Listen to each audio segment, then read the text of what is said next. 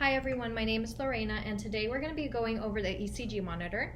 We're going to be going over what the values are and what they mean. The first thing you want to do is go ahead and plug up your machine, turn it on, make sure everything is running accordingly, and you're going to insert your patient's information here at the top. You want to make sure everything is matching so that way those records aren't lost. The first value that's shown here is the ECG value, and the way we get those readings is by connecting these leads onto our patient.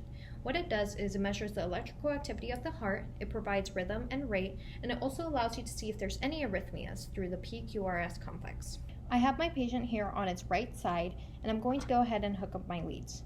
The black lead is going to go onto the left upper limb, the red lead is going to go on the left lower limb, and the white lead is going to go on the right upper limb. With this, I can go ahead and spray either alcohol or use ultrasonic gel in order for the leads to get a better reading. So the next value that we're going to be looking at is going to be the SpO2 and the pulse rate. As you can see, it's connected to my finger right now and it's reading my pulse. It also checks the oxygenation level of my blood, which is going to be 96 right now. There is a few ways that you can attach the pulse ox. You can use the ear, you can use the tongue, you can use a paw pad, you can use the vulva, or if it is a male, you can use the prepuce. The next value on here is CO2, end-tidal CO2, in-tidal CO2, and respiratory rate. And all of these values are obtained using the capnometer. To hook up the end-tidal CO2, you're going to have your intubated patient and connect one side of it onto the tube, and the other side will connect to your circuit. So as you can see, the capnograph is a very important monitoring tool, and on here you will see the waves of the respiratory rate. You will also see the end-tidal CO2, which measures the level of carbon dioxide in the body. Carbon dioxide stimulates the body to breathe, however, too much of it can actually cause brain damage. So it's important to monitor all of these parameters during the entirety of surgery, and you can see the respiratory rate on here as well.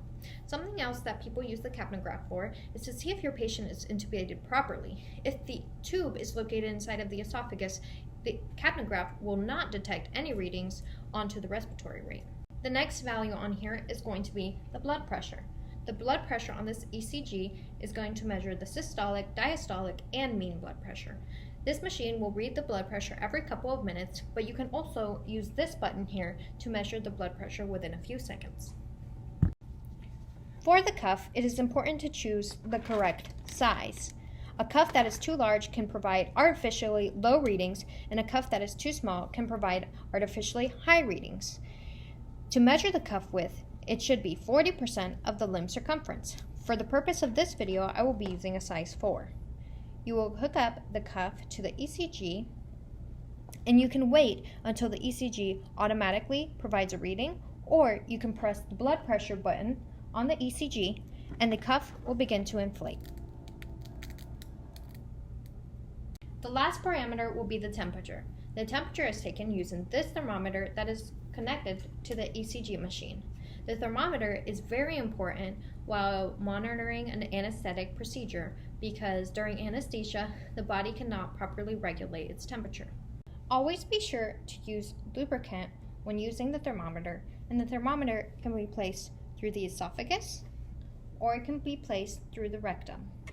So as a recap, the ECG will measure the P&T waves and the QRS complex. On the side, it will show you the heart rate.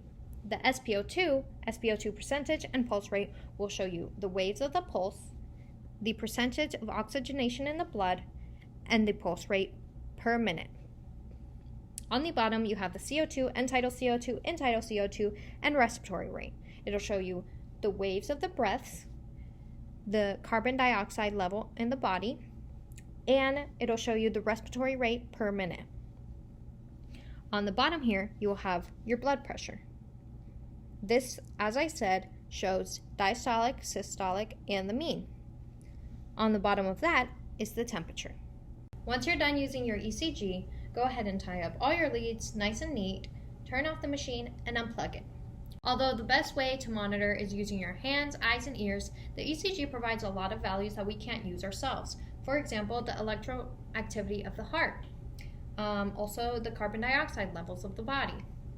The ECG, once you learn how to use it, can be a great tool for all technicians during surgery. I hope this video helps.